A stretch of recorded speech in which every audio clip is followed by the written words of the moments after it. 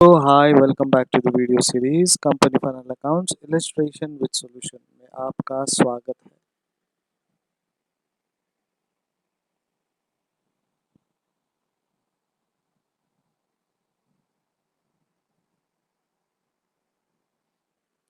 इस वीडियो में हम देखेंगे इलस्ट्रेशन नंबर 6 पहले क्वेश्चन। और इस बार डायरेक्टली आंसर ना देखते हुए हम देखेंगे वर्किंग नोट्स, उसके बाद हम आंसर्स देखेंगे। क्योंकि पहले हम लोग क्या करते थे, क्वेश्चन फिर पूरा सॉल्यूशन। सॉल्यूशन मतलब देखते भी नहीं थे, डायरेक्टली हम नीचे वर्किंग नोट्स में जाते। तो इस बार हम थोड़ा उल्टा मेथड करेंगे। हम पहले वर्किंग नोट अच्छे से देख लेंगे, फिर आंसर्स हम देखेंगे कि ट्रायल बैलेंस, हमारे जो प्रॉफिट एंड लॉस अकाउंट है, जो बैलेंस शीट है, कैसे बने हैं और किस तरीके से हमें सॉल्यूशन मिला है। तो चलिए क्वेश्चन देखते हैं। You are required to prepare balance sheet and statement of profit and loss from the following trial balance of Hariya chemicals limited for the year ended 31st March 2001. Hariya Chemical Limited trial balance as at 31st March 2011. Particulars rupees. So we have inventories, furniture, discount, loan to directors, advertisements, bad debts, commissions, purchases, plant and machinery. Then equity shares, capital, 11% debentures, bank loans, trade payables, sales, rent received, transfer fees, profit and loss account.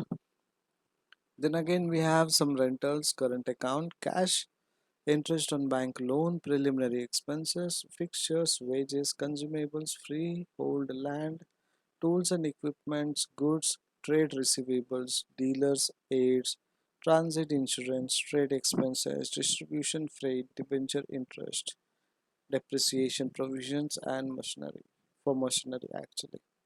Then we have additional information, closing inventory on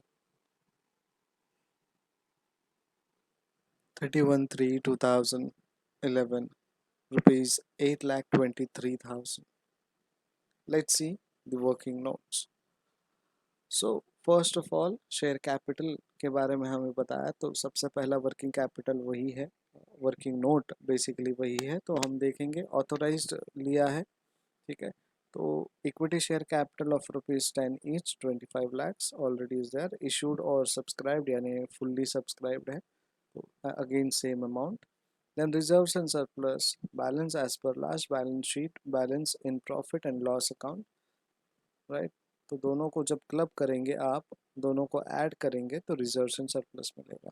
देखिए ये जो companies final account है, ये पूरा का पूरा जो खेल है, पूरा का पूरा जो मेथड है, वो सिर्फ प्रोफॉर्मा का है। प्रोफॉर्मा के अंदर आपने कंटेंट अच्छे से याद रख लिए, प्रोफॉर्मा आपने अच्छे से पढ़ लिया, उसको 10 बार आपने अच्छे से प्रैक्टिस कर लिया, तो आपको कंपनी फाइनल अकाउंट आराम से आ जाएगा, ठीक है। तो इसलिए शायद इसमें कुछ सिखाने जैसा ज़्यादा है नहीं, क्योंकि you have already gone through with various levels. आपको ट्रेडिंग अकाउंट पता है, फाइनल अकाउंट्स पता है, आपको बैलेंस शीट क्या है वो पता है, कौन सी एंट्री कहाँ पे जाएगी वो भी पता है, राइट। तो आपको सिर्फ देखना है शेयर कैपिटल में क्या क्या कंटेंट आता है, क्या वो कंटेंट इस क्वेश्चन में है। अगर है तो मुझे वो लेना है और सिर्फ वो वर्किंग नोट में ऐड करना है, उसका टोटल लिखना है, ठीक है।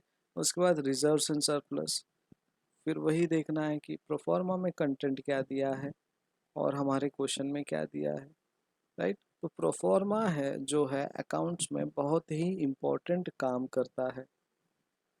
Next working note is long term borrowings, 11% debentures, bank loans, दोनों को जब ऐड करेंगे तो हमारे लॉन्ग टर्म लोन्स हमें मिल जाएंगे।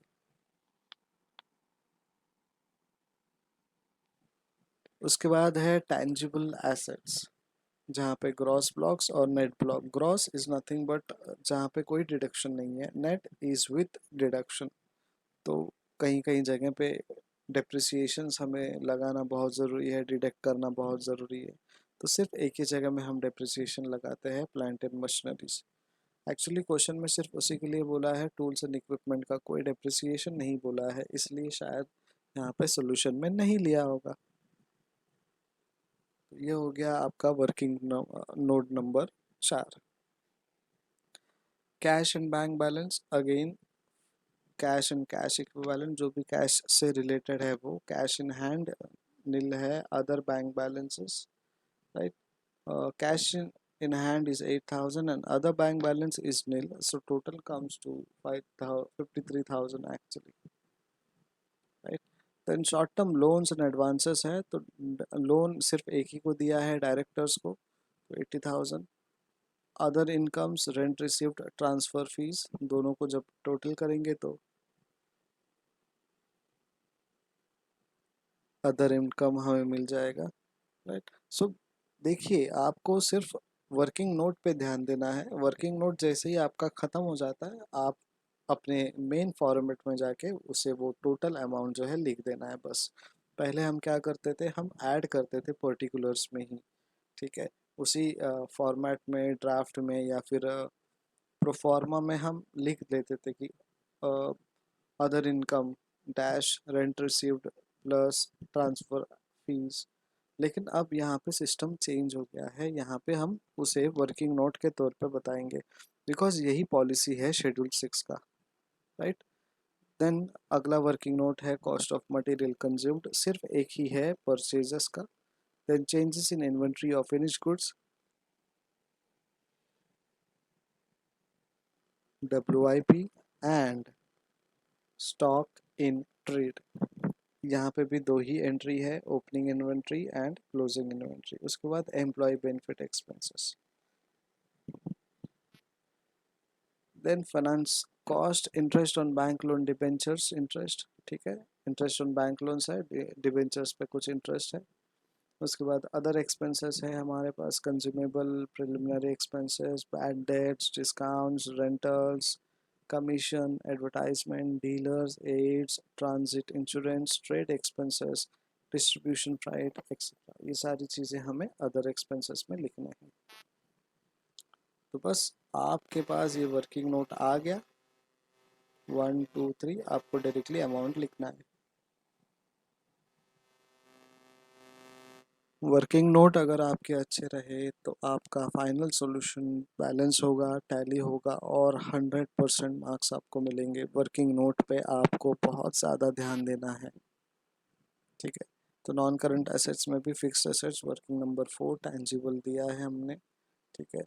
5 भी किया है कैश एंड बैंक बैलेंस का, और short term loans and advances भी देखे। एक ही शॉर्ट टर्म लोन एडवांसेस हमने डायरेक्टर को एक दिया था।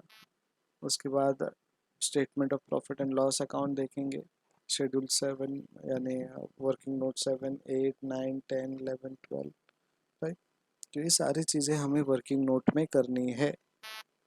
तो ये था आपके लिए एक इलस्ट्रेशन विद सॉल्यूशन का एक्सप्लेनेशन कि क्या करना है, क्या किया है और क्यों किया है, ठीक है। तो और भी क्वेश्चंस मैं आपको देता रहूँगा। अब अगली बार मैं आपको डायरेक्टली क्वेश्चन दूंगा और उसका सॉल्यूशन आपको मुझे भेजना है, ठीक है। जब तक आप सॉल्यूशन नहीं भेजेंगे तब तक क्वेश्चंस आते रहेंगे। Thank you so much, keep watching and keep practising, bye bye.